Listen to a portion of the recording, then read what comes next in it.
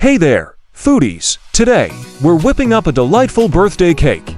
Trust me, it's simple and amazing, perfect for birthdays or just because. Let's get started. Firstly, combine 4 cups of sugar and 1 cup of butter to form a paste. Mix in 1 tablespoon of vanilla extract and 6 eggs. Blend it all together until smooth. Next, add 2 cups of self-rising flour and a cup of water to the mixture, keeping in mind the cake batter consistency. Pour this into your favorite pan and bake it until done. No exact timing here, just keep an eye on it.